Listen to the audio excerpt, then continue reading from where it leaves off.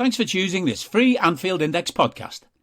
If you'd prefer to listen to this or any of our other shows without adverts, then now's the time to check out Anfield Index Pro. With AI Pro, you can supercharge your entire listening experience. You'll not only get all of our podcasts without the ads, but you'll have them far faster with our quick publish feature available exclusively for subscribers. AI Pro also puts you in the heart of our sound studio, with an option to listen to many of our shows live and interact with the podcasters in real time as the shows are recording. Upgrading couldn't be easier. AI Pro is available on all popular podcast platforms, and we have our own apps for Apple and Android. Just head on over to AnfieldIndexPro.com and get started today. Hello and welcome to another episode of Scouser, Tommies, where we try and give you a feel for what it's like to be a Liverpool supporter in and around the city of Liverpool, what it's like to be a fan of the best club in the world, in the best city in the world. But maybe it's not like that on paper as far as best club in the world is concerned. But you know what? I'm not going to argue with anyone other than to say you're wrong. Liverpool are the best club in the world, and it's not just about what's on the pitch, thankfully, because we need to get a little bit better than that. But there may be signs, there may be some. Who knows? I'm Jim Boardman, and as always, I'm with Jay Reid. And, well, since we were last here, we've won one and lost one, and then we've got a big one to come. So, how are you feeling right now about the Reds, Jay? Better than what it was Monday morning, put it that way. You know, I think we said last week if we could shake hands on a draw across these two games in the league, Arsenal and City, we probably would have took it realistically. And to be fair, you know, if the officials do the jobs properly, we'd probably come away with at least a draw from the Emirates. So it felt like a bit of a kick in the teeth because I thought, on the whole, we played better than what we have done in recent times. And, you know, the old rubber the green sort of thing. But when blatant handballs aren't going your way and soft penalties are given out quicker than, you know, Christmas selection boxes, like Michael Oliver, apparently he's the best referee in the Premier League. I beg to differ these days. And then less said about the VAR flump that we've got again this weekend. He was on last weekend, who didn't have the balls to make a decision. And, you know, we could be sitting here in a much handsomer position, but as it was, you know, as we predicted, results for Napoli and Ajax went the way that we wanted, and we done the business in emphatic fashion, albeit against a poor Rangers team in terms of quality. But as the old saying goes, you can only beat what's in front of you, and we beat it well. And there was a lot of confidence boost to be taken from that game. So, you know, in the whole bigger grand scheme of things, going into this weekend, we could have been in a lot worse situation mentally. Physically, we're not in the greatest position, but, you know, we are where we are. We've got to play Man City twice across the season, and I suppose, you know, there is no good time to play them, so you just have to take your poison and just play them when you can, really. Yeah, that's it. I mean, it's you can have a bad game against City if you've had loads of other good games. Some, you know, maybe sometimes in the past that's been our issue with not winning the league, is that we've played loads of games really well, and we've played well against them, but just not quite had the results. Whether it's like an inch of paint in a goal line or something like that that's kind of ruined things for us. It's been sometimes those results, if you like, that's been the points or points difference that we've needed that could have maybe got us the league. I think we're going to be a lot further away than that this season, so I think winning that game would be something of a boost and give us something to sort of build on, even if it's not for this season but for next. And as you mentioned there, the Champions League, such a massive competition to us. If the league's our bread and butter, I suppose the Champions League's the jam or whatever for it. Bad analogy, but who cares? It's an important trophy. But and there's plenty to talk about from that game in midweek against Rangers. But that Arsenal game, I don't think we could sort of ignore it much. I think we've got to sort of talk about it. And I think you're right. I think Liverpool played well. I think it was sad that we let ourselves concede again so quickly and so easily, and that's something that needs nailing down. But I think something I've kind of alluded to in the past is that, or recently at least, is that we're kind of reminding me a little bit of how we were under Brendan Rodgers, that we can concede lots of goals but usually get more back and in the end come out of it with the result we want. But that can't always happen, and we need to eradicate that lack of clean sheets. There's just too many games without clean sheets. But it was at the weekend. It was really one of those examples of playing against 12 men or even 13, because everything you said about the VAR. I mean, why didn't he get the referee to come out and have a look at the screen? Why, how did that handball not get given as a handball, or at least for the ref to go and have a look at it? How? I mean, I struggle to understand what the interpretation of that can be. And as for the penalty, I mean, even Ian Wright, who's not known for his, let's say, impartial views and stuff, I believe even he said it was never a penalty. And it just strikes me as amazing that refs can make mistakes. And okay, if he's the best in the Premier League, I know it's not a high bar, but I don't think he is the best in the Premier League. But even if he was, he can still make mistakes. I mean, are they frightened because he's supposedly the best that they can't say to him, go and have another look? Because there's no shame in being told to go and have another look. You go and have another look, and if you're wrong, you hold your hands up. If you're right, so be it. You wasted a minute or two, looking at a screen, but then everyone's at least happy that you've taken the time to have a look. I mean, I don't think I'd want to be a referee.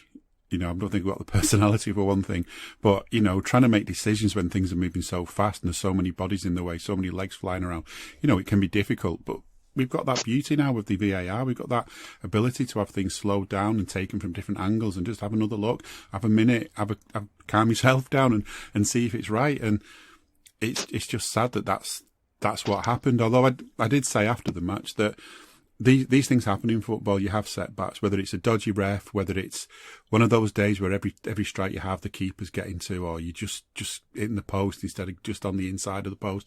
We get days like that as football fans. We see it happen. But what I've always sort of appreciated from Klopp's side is that they sort of shrug the shoulders and carry on. They just put it down. So that's one of those things, right? There's still however long left in this game. Still, how many minutes does it take to make a chance? And how many chances can we create and how many can we score from? We've just got to get on with it, get our heads up.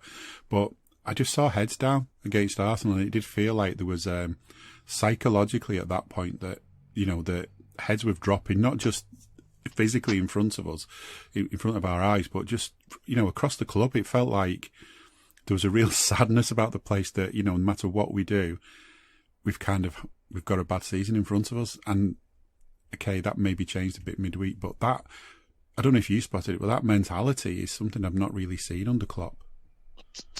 Yeah, it was a bit odd, really, in terms of, as you say, like, we're not used to that, like, the whole mentality monsters thing, as much as the media love to play on it. We've been mentality midgets, really. We've not really done anything to prove that, there's an ounce of steel about us, and the only one who was sort of carrying that beacon of light ended up crocked at the weekend, and Luis Diaz, and I think we spoke about him before and said, like, he does seem to be the one carrying the camp for us, and now maybe you could say Bobby Firmino is doing it in games, but, if we're all honest with ourselves, he can pop in and out of games at times. He's found this knack of scoring, which is lovely, but on the actual physical eye test, Diaz was the one who just seemed to be giving us all, and others, whether they're holding back, whether they're, fatigued in one way or another. There's all sorts of stuff being bandied about, but, it doesn't take a genius to figure out that something isn't right, and it is a bit worrying to see where, as you said, heads go down, and there is no good time to concede a goal, but first minutes of the game and then last minute of the half before half time are pretty brutal in terms of, the confidence of the team is shot to pieces, really. At the beginning of the game, we find our way back into it and we look decent, and then, the second goal for me, there's an opportunity for Thiago, there's an opportunity for Henderson just to wipe out the ball and wipe out the player and take a tactical foul, take a yellow card. Like, they're both experienced players. They should have just done that. And I think, if we were all honest with ourselves, we would have stood there and went, you know what, that's a good foul to take. Anyone who's played football at any level knows sometimes you just got to kick someone up in the air and just get your lads back in position, and then you go again and you just take the yellow card or whatever. For me, that's a mentality thing that it is a bit worrying. Like, we haven't got the balls to stand up and fight and, put our bodies on the line, sort of thing, as they say. And I don't know, maybe Wednesday night, as give a confidence boost to quite a few players. I think as the game went on and the goals went in, you're seeing players grow, you're seeing the shoulders drop in a good way in terms of relax and not being tensed. And, the obvious one is Mo Salah, but there was numerous individuals across the team where, if there was a time to get some confidence back, you would need it going into this game at the weekend. So, yeah, it is. There's still a lot to be worried about, and I don't think that's just going to disappear overnight. We're all sane enough to know that it's a long sort of thing that we need to figure out. The fall from where we were last season to where we are this season is pretty drastic. But if we can pull ourselves back up into the competition of the right end of the table, not hanging around the mid-table mire, then we will start to feel a little bit more at ease with ourselves. But I don't know if and when that will come, because this season's an absolute mess in terms of the schedule. So I can only think of the positive being we've got, I think, about half a dozen league games to get through between now and the break for the World Cup. If we can show something in them half a dozen games to prove that we're going in the right direction, get a couple of decent results, then, that 6-week gap will feel a lot better than what it probably will do where we are at this current moment. Yeah, I mean, it's interesting that I think Klopp said even before the Arsenal game that Liverpool were out of the title race, and that's probably the best way for him to be about it, because if we start thinking, we start getting worked up because we want to win the league, and you lose the game and you straight away you're looking at the gap, and then maybe you gutted because someone above you drops a point and you don't even pick one up, and all these things, and it just adds to the pressure, and the expectations are sky high at this club, and they always have been, and I'm sure it's done for a lot of managers in the past as well. I mean, we're not as trigger happy as some clubs with managers, but once that sort of rot starts to take in, it can be difficult for it to go away. And I don't think we're at that point yet with Klopp, but it's good that he's managing expectations, because the league's out of reach unless lots and lots of teams have very bad spells like we've had. So that's highly unlikely. But we don't want to be so worried about getting to the top of the table that we end up not even getting above halfway, which is kind of where we are now. We want to get back in those Champions League places, and the best way to do that is just to use that old, that old tired, almost worn out cliche from Liverpool bosses from years and years and years now, all the way through my lifetime, I think, which is taking one game at a time, because you do that and you let everyone else get on with what they're doing. You just take each game as it comes, and if you can get something out of each game, who knows where you'll be by Christmas, who knows where you'll be by Easter, and who knows where you'll be by the end of the season. But if you start, thinking too much about the bigger picture, then, it can really start messing with your head, I'm sure.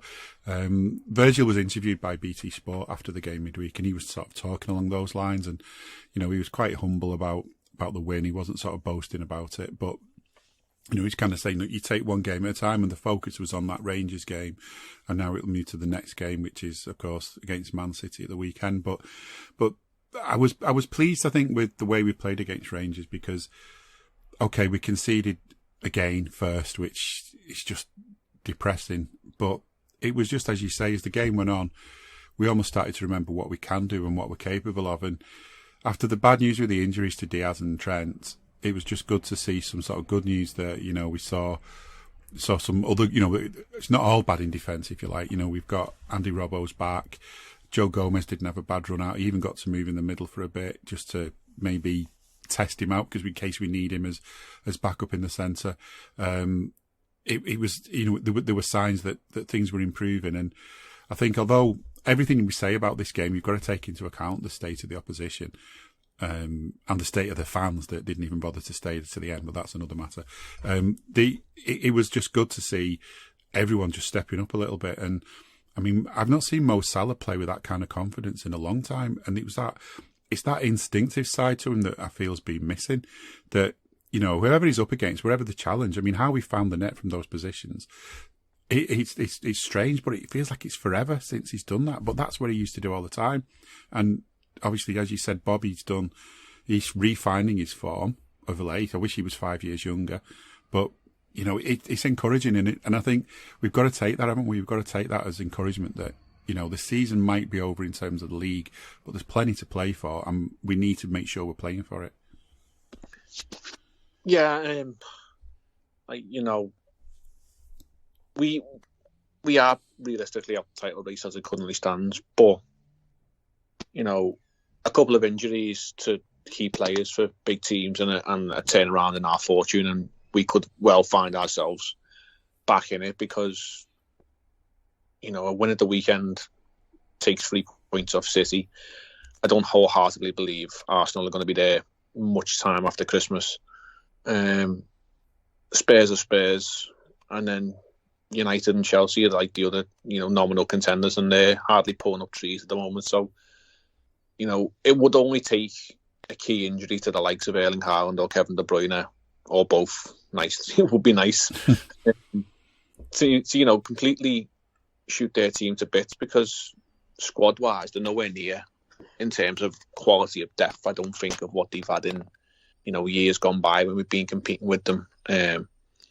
So you never say never, but right now, realistically, yeah, we're nowhere near, and unless a big change in fortune happens for us, then we aren't going to get anywhere close. But a win at the weekend, and then a little run of 4 or 5 wins, and you can say without no doubt that there will be people talking, we're back in it now, we're alive, but we just got to play the hands with it. As you say, it would be nice if Bobby was 5 years younger. It's this odd thing that, I don't think we've ever really truly appreciated him as a proper goal scorer. He just seems to find a way to be in the right place at the right time. He has the odd moments in games, normally against Arsenal. Yeah. But there seems to be a ruthlessness to him, which maybe it's the fact he's in the last year of his contract and he's determined to get a contract elsewhere or another year or 2 with us, who knows. But we've needed him, and we need our big players to step up. We need the lads who've been there and done it for us, as referenced earlier on with Diaz. He was carrying the camp for us, but there's a lot of players in our team who aren't playing to their level, and if they can raise their level, the whole performance will go up naturally. And really, if they can't raise the level going into this game at the weekend, after basically putting 1 foot into the next round of the Champions League after Wednesday night's performance, then the serious questions have to be asked of the professionalism, really, because if you can't be up for this game, and we know,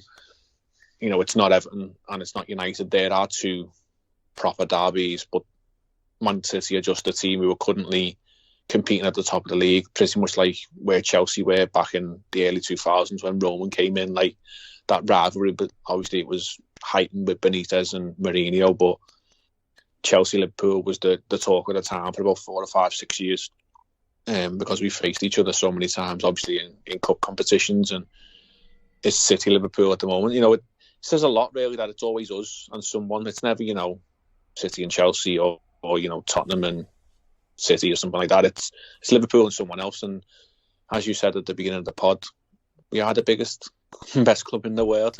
In our eyes, we might be biased, but we're the names that people can't get off the lips. We're the ones who are always in their heads. And Mo Salah scored a hat-trick, and all of a sudden there's people crawling out the woodwork calling Mo Salah this, Mo Salah that, because he scored a couple of goals. That just shows how big we are, and we know it.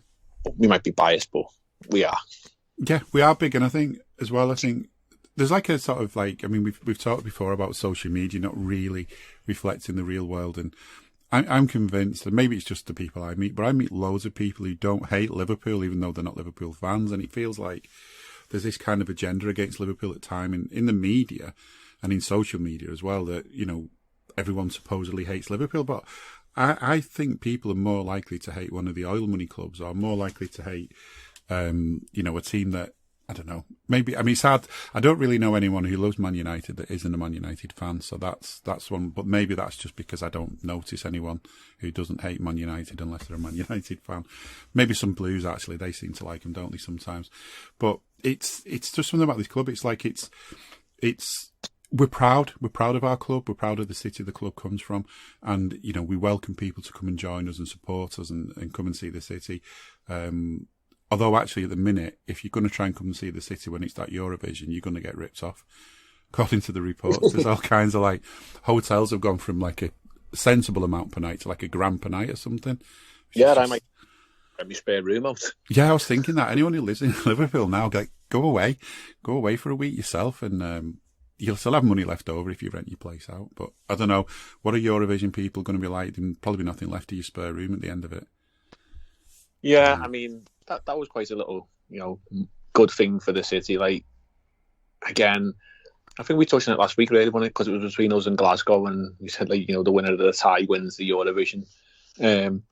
But I couldn't think of a better city in the UK to host Eurovision. We are so connected to Europe more than we are connected to our own country, which we reside in. The European Union has done a lot for us as a city. It's rebuilt us into a city centre. From where it was, from growing up as a kid, for me, it's completely transformed. If anyone had grew up in Liverpool in the 80s and 90s and then came back today, the whole city centre is completely different, apart from, a few obvious reference points of buildings. We have to mention them, but the Blue Shite are building a nice stadium on the front of the waterfront, slightly further the Graces, but we can't have them tarnishing the reputation of the city and ruining the aesthetic look. But they are sort of nice. We've got a nice, music arena around there, conference centre. Liverpool's ground is developing as we speak and being made more modern in an area that isn't very modern, if we are honest about where it is. And just, Eurovision is about music, and this city gave arguably the biggest band in the world to come out of it, as well as numerous other bands. And if you are from the city, then I think you'll find a connection to music in one way or another, because there's such a variety of music, but it's everywhere you go. There's obviously the local music scene, and as Liverpool sort of front, Jamie Webster's come out in recent years, and he's a driver for being passionate about his city. And the music front, and I couldn't think of anywhere else. Other cities around the country have had bands pop up here and there, but European connection, I think it was perfect. It was tailor made for us, and if you are a fan of Eurovision, it will be a spectacle to behold. And if anyone's going to throw a good party, this city knows how to do it. Yeah, and it'll go on and it'll go on and it'll go on. There'll be pre-parties, post-parties and everything. It'll be a weekend. It won't be the one night. It'll be a whole, probably even a week. Yeah. And it'll be talked about for years to come, and probably some people would hope it won't be talked about, but that's down to them. I think it's a kind of it's like an off-the-wall thing, Eurovision, and I think that kind of makes it work well in Liverpool, because we don't do things the way everyone else does. We have our own way of doing things, and everyone, even in the city, has their own way of doing things. And it's just, I go to Manchester quite a bit, and Manchester got rebuilt. I mean, I'm just following on from what you were saying about the redevelopment in Liverpool.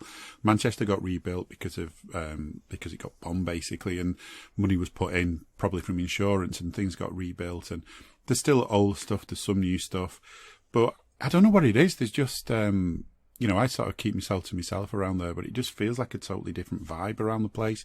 It's not, it's probably nicer than some parts of the country in terms of how warm the people are and how friendly people are, but they're not even close to how friendly Liverpool is. I mean, yourself, you walk around town and people are always happy to help. You're always happy to talk to you, always happy to take the piss as well. But it's how it is. Anytime you go, day and night, people are friendly and welcoming. And in Manchester, it feels, I don't know, there's just a different feel to it, and I don't know quite how to explain it.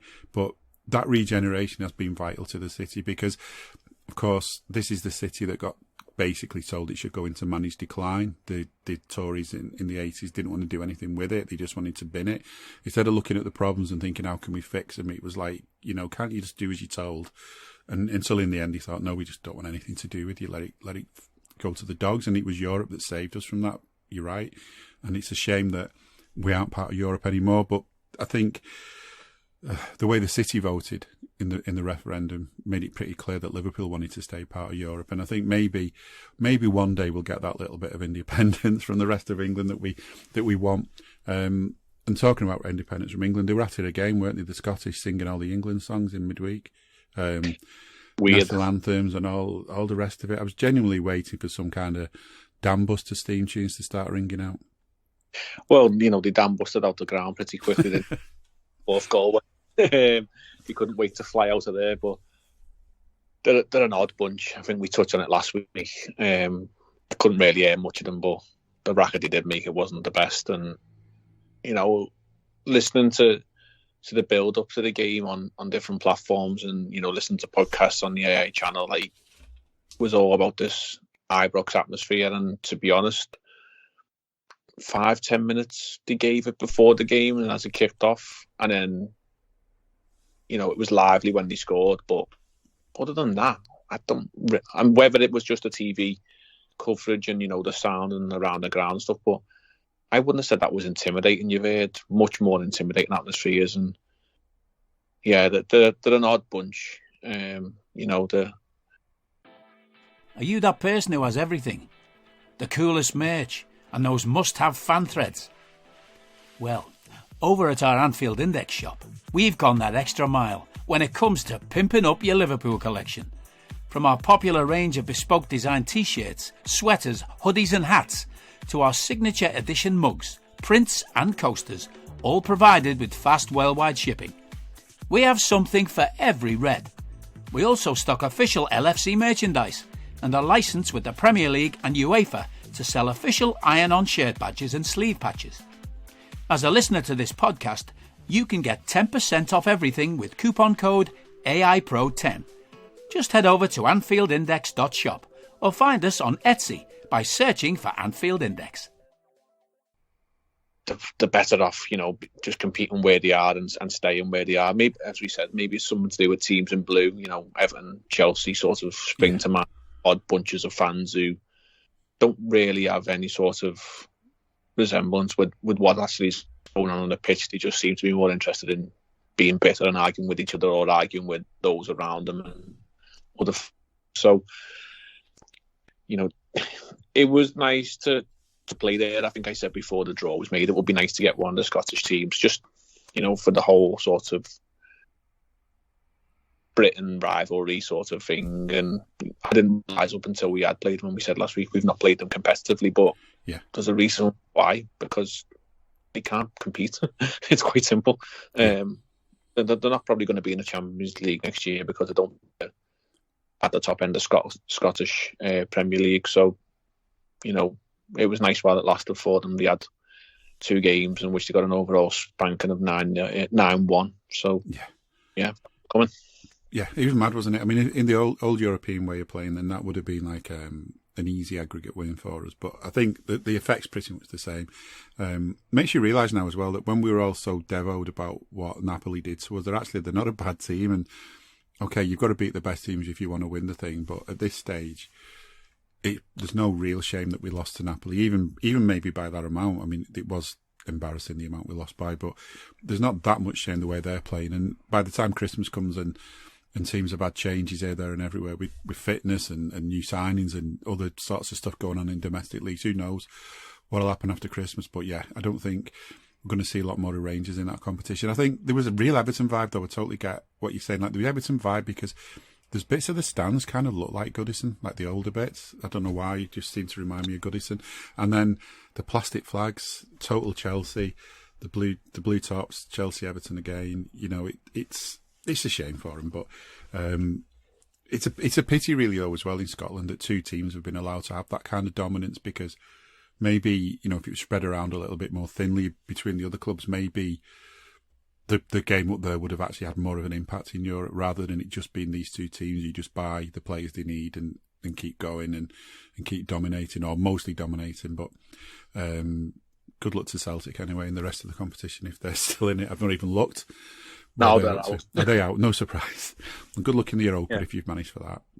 Yeah, I think they can get up, but I mean, Rangers aren't I think Ajax beat them, and I don't know if they've got to go to Ajax on the last day, so that could be a potential sort of shootout. But if Ajax get a draw against us in the next game, then they're guaranteed Europa. We're guaranteed next round. It could be a nice handshake and let's all go off happy and play the last game with a rotated squad as it would be. But yeah, just on Napoli, they do look pretty formidable at the moment. And when you do actually look in context now of what they've done, not only in Europe but in Serie A, like the Russian teams aside, it's no shame that they absolutely hammered us there. Like, it was not a good performance, but they are a very good team this year. So you sort of have to take it with a pinch of salt sometimes and just say, what, they're a good team and we're not at the moment. So yeah, it's nothing to be too ashamed of, and I think they come to us on the last game, so it could be a bit of a dead rubber, but if we put a performance in and get a win, I think it will go a little bit way to sort of healing some of them wounds.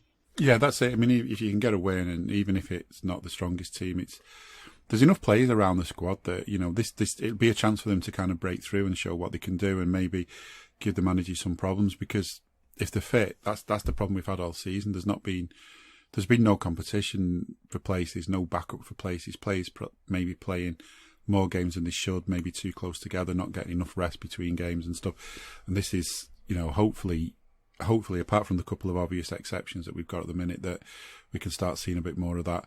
One of my favourite moments, I think, of the whole Champions League this season probably was when Harvey Elliott was waiting to see if he'd got his goal from VAR, because Mo Salah, the man who recently advised him to eat less bread, was there with him, hugging him as they're waiting for the result to come through. I think that was another good sign in a way, though, because the camaraderie in this squad is amazing. It's legendary. It's what's given us so much of what we've had. And it was good to see that. I was in so many ways, I was so pleased to see that. And it was a good laugh as well. What was more concerning was the fact that Steve McManaman and Fletch come to a decision that the goal was perfectly legal after one view, and VAR seems to take 2 minutes. That's concerning. If them two clowns can see that it's a legal goal from one video clip, how it took the VAR, whoever they were on the night, for UEFA that long, then that was a bit of a concern. But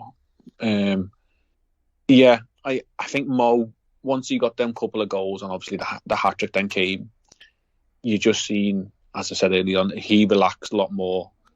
Things like the last goal, that's natural Mo Salah. Cut inside, relaxed, open your body up and cut Kehler into the far corner. But then he was so happy for Elliott to get his goal. Yeah. And he was also trying to set Jota up, because, Jota set up 3 of his in one way or another.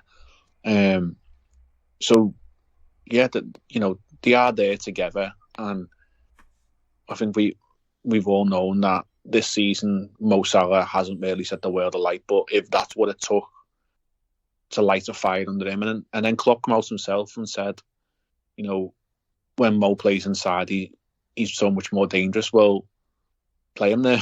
Yeah. He stop putting him on the wing and marking the linesman. Put him inside, because he was literally the best player in the world 12 months ago. And you'd be hard pushed to say, like, is he competing as a top 10 winger in the league this season? There's other players who've outperformed him across the league and in other teams, but if you can get him playing in that inside channel, and that's what he does, then you just do it. You find the best out yourself, but you put your most dangerous player in the most dangerous position. Yeah. And then I think it was just a Shankly quote that said, "You put the ball in the back and let me talk about it later," or something like that. Yeah, that's it. Yeah, I think it might have been Paisley actually about offside. Right. Yeah, but yeah, it's true.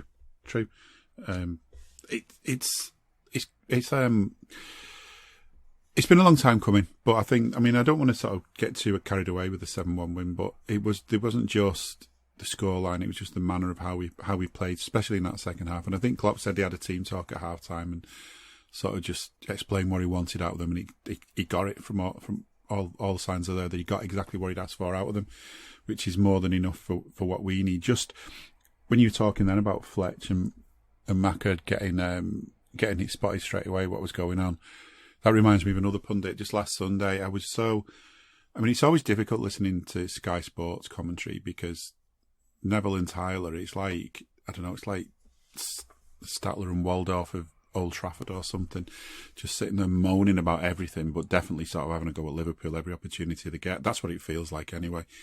And then this little agenda from Neville, which in a way the injury is now put on hold for a bit, but it was that you saw Trent was injured in the first half. They tried to play him on, then he didn't come out, then he was on the bench. And Neville was, if he was injured, he would be getting treatment, wouldn't he? I'm like, since when did he do his physio training?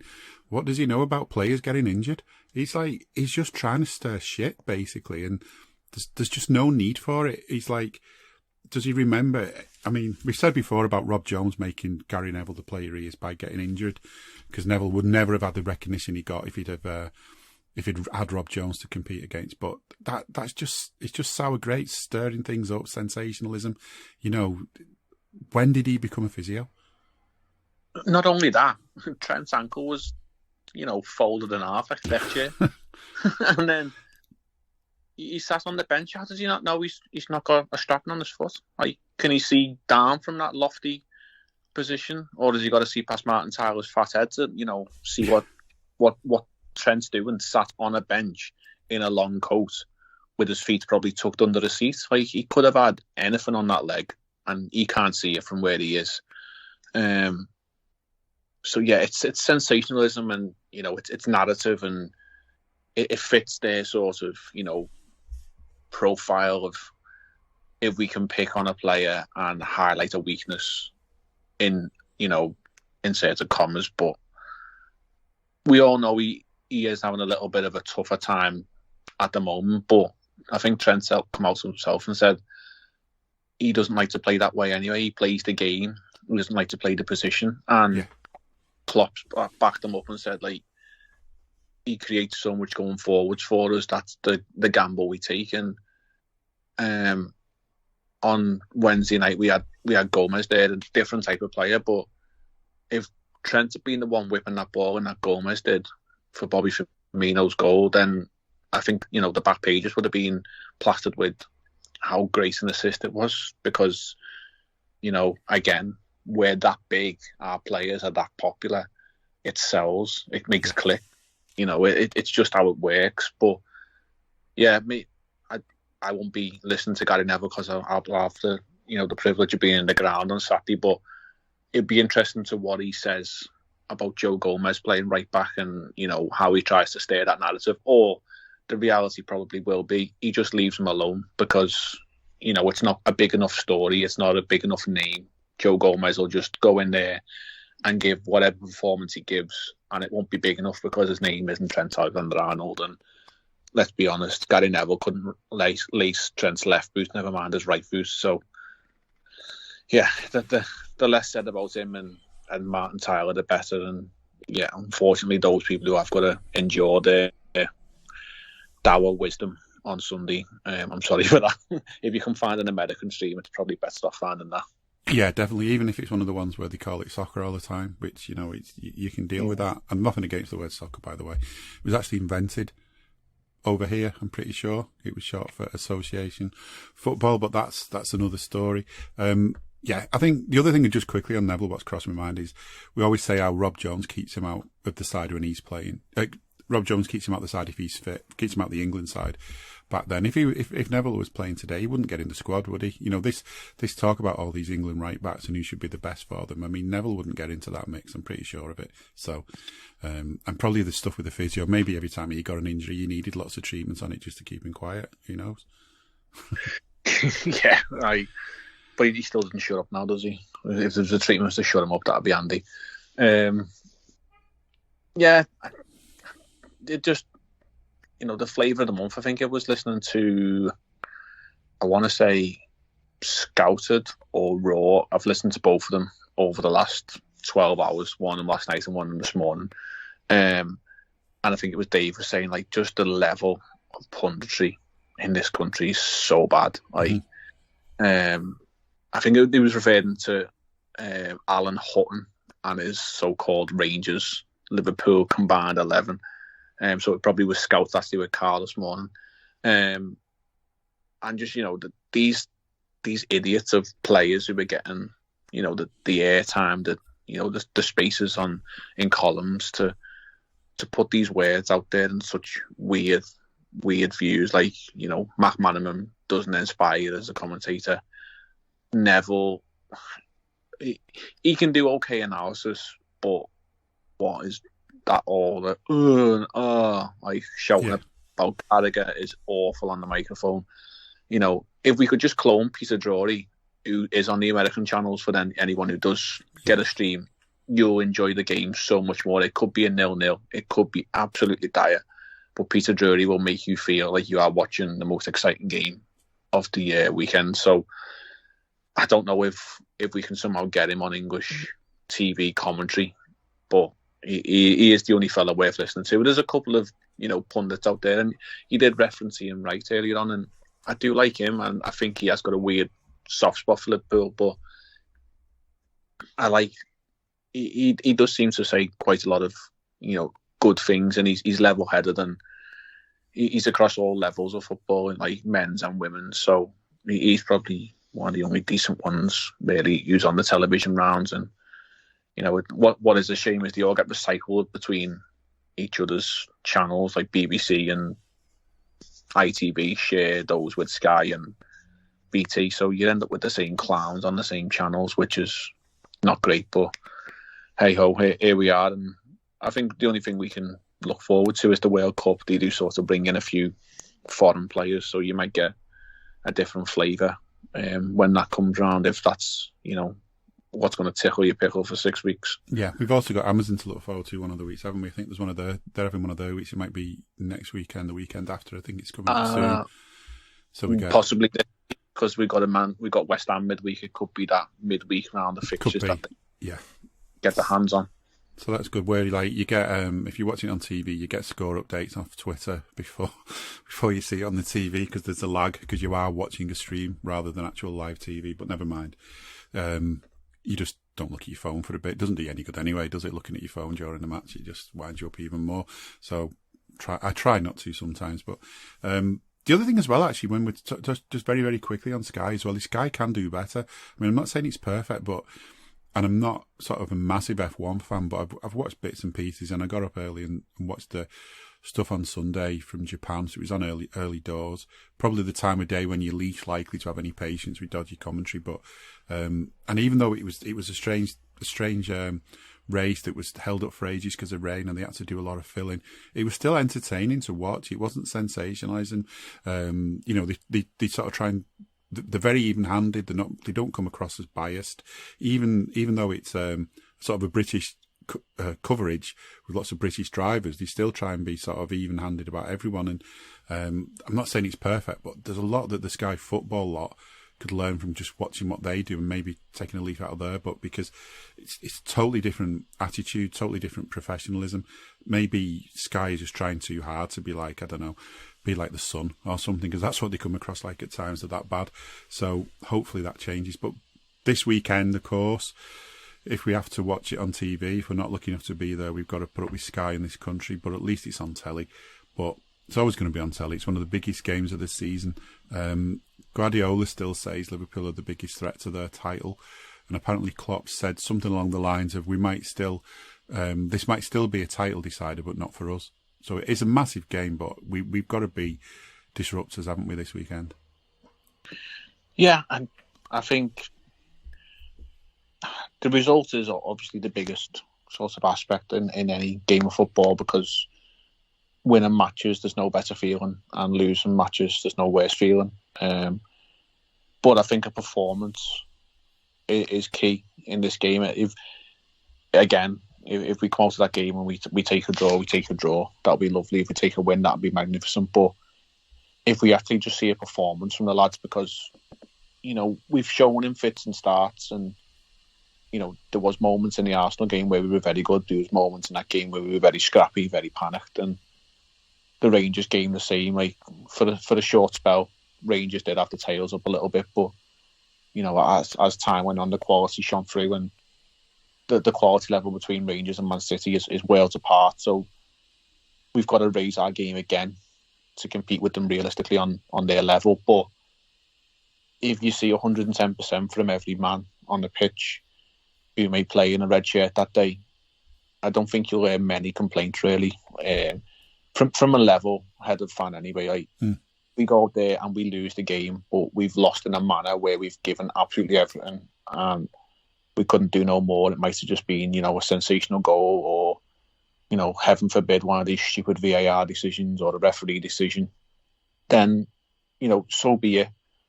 I think if the performance is there and we can walk up the ground, or you can sit down after the game and, see that we've given all that we can, then that'll be enough, I think, really. And the results will be what it is.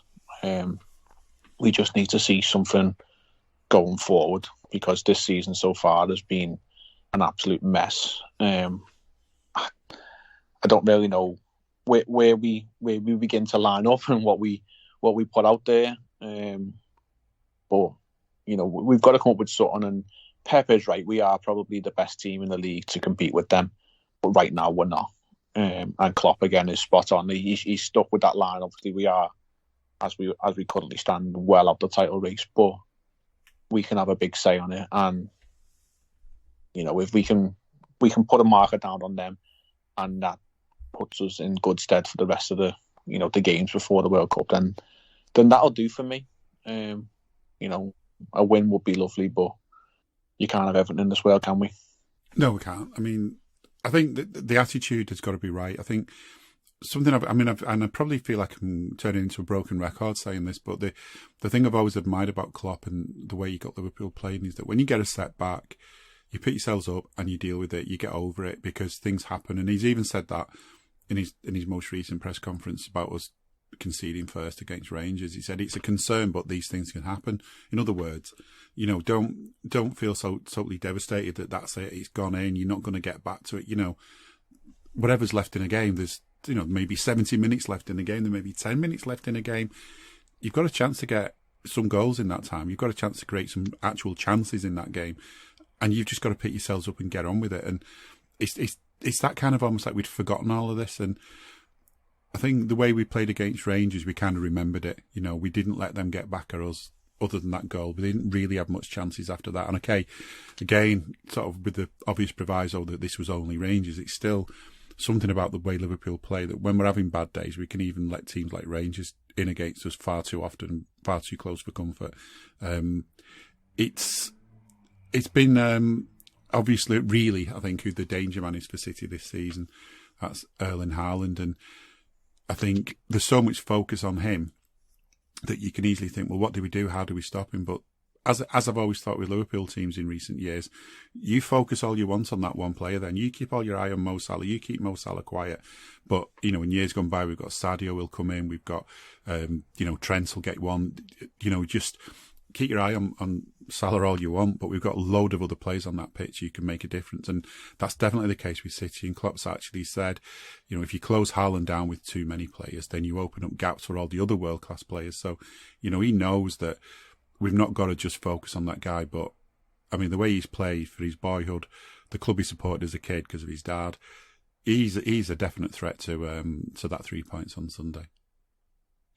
Yeah, well, just to reference my current workplace, the supply chain is broken, you can't produce the end product. And for all that Erling Haaland has done, which is weirdly off the charts in his 15 games or something like that, or not even probably about 12 games he's played because he was rested midweek, across all competitions. If he's got 15 goals in the league, he barely touches the ball. He just finds himself in the right place at the right time. If you can stop the supply chain to him, then you're automatically minimalising the output chance of him getting goals. Easier said than done, obviously, because City have got some of the best creative players in the world, never mind in the league. We all know the quality of Kevin De Bruyne.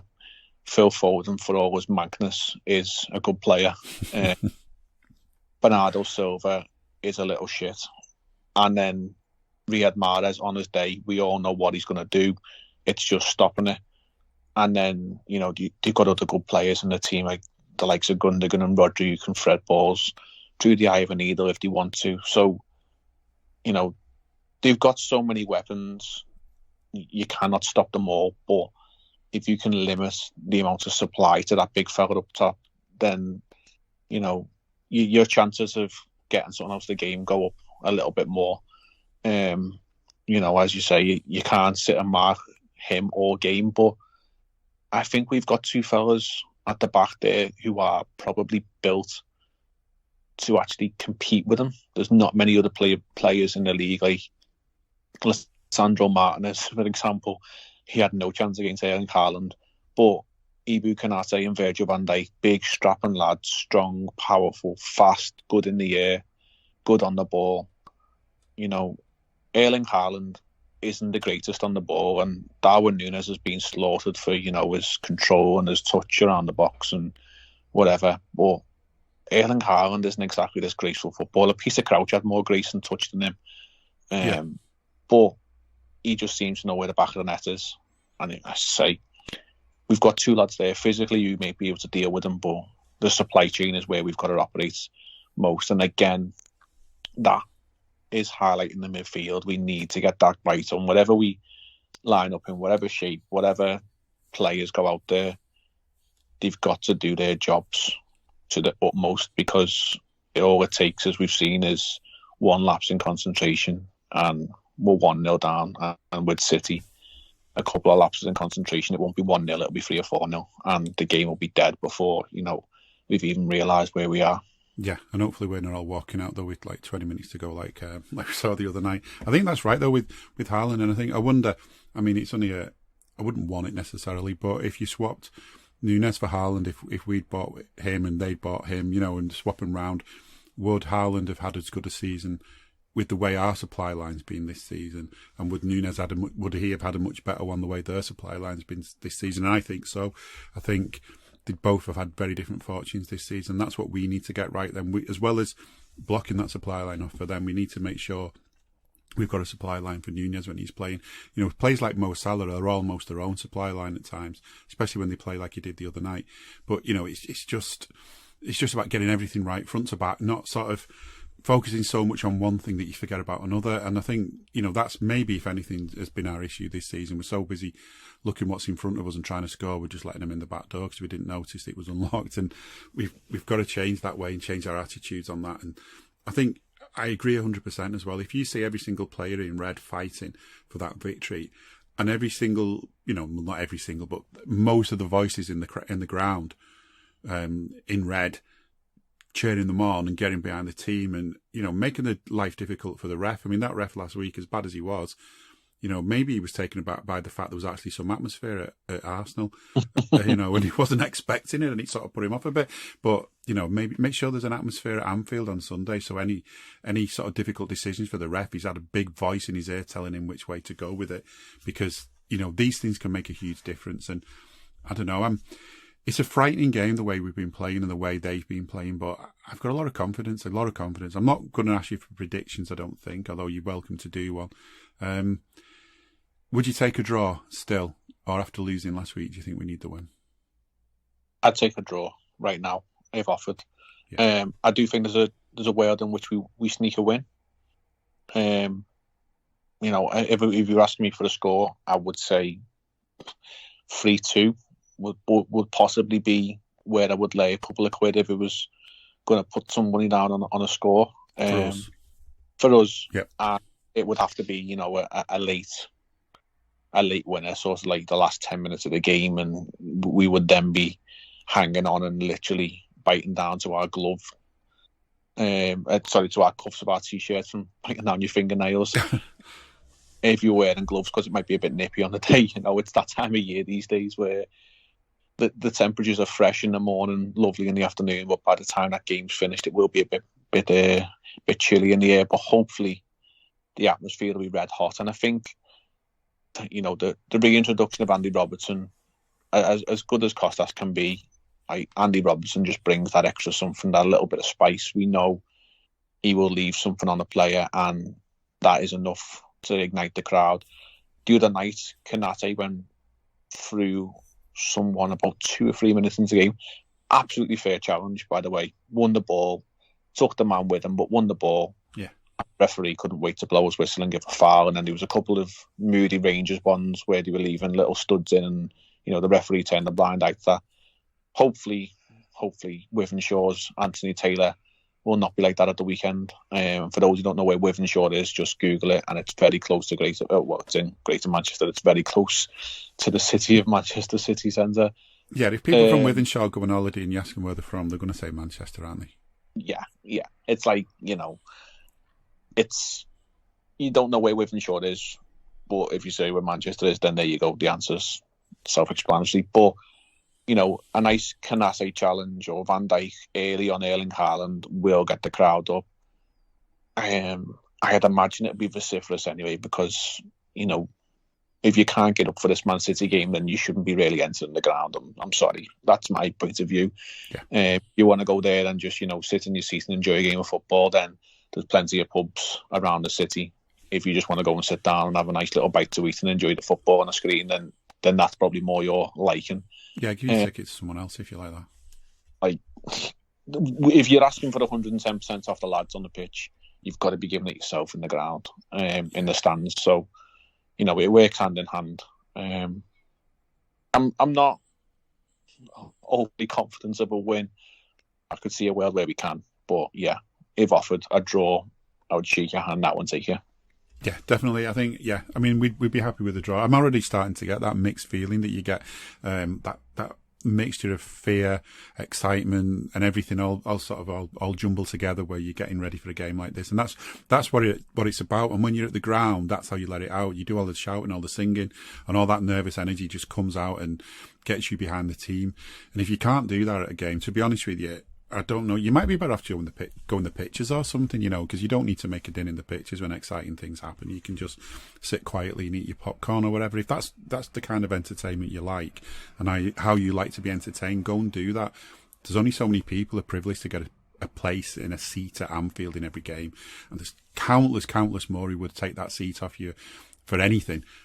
So, use it wisely if you've got one. Get behind the team, even if behind the scenes you think, we're a bit crap, aren't we? Don't ever give that impression while you're in the ground. Get behind the team 100%. I think it's going to be a close one. And ever the optimist, I think we can win it, because I think if we play to the best of our abilities, we can beat any team that's put in front of us. So that's the big if. Can we play to the best of our abilities? And as you've just said, and as it is with the fans and with everyone, if you can't give everything in a game like this, then why are you even in that position? So hope you... wherever you are watching the game from this weekend, I hope you enjoy it. I hope you come out of it with a massive smile on your face. And even if you sat at home watching it on the other side of the world, get all that nervous energy out, start shouting, frighten your neighbour's cat if you have to. Because you never know. Maybe it's a bit like that thing about if a butterfly flaps its wings in the forest, does it really flap its wings? I can't even remember what the saying is. If you make a din in the other side of the world in support of Liverpool, it'll help us win the game. And that's what we want to do. But for now, from me and Jay, that's it. We'll be back again soon, and hopefully with big smiles on our faces too. But thanks for listening. See you soon. We hope you enjoyed listening to this Anfield Index show. Please be sure to subscribe to our channel so future podcasts find their way to your device automatically. There's nothing quite like fan engagement, and we'd love to know what you think of anything discussed on this show. The best way to get in touch is over on our free Discord community, where both podcasters and listeners debate the hottest LFC topics 24/7. Sign up free now at anfieldindex.com/Discord. You won't regret it. You can also follow us on Twitter at Anfield Index, and find us on Facebook by searching for Anfield Index. Oh, and before you go, we'd love it if you could leave us a 5-star review on your favourite podcast app. It only takes a couple of seconds, and it means the world to the people who create these free shows.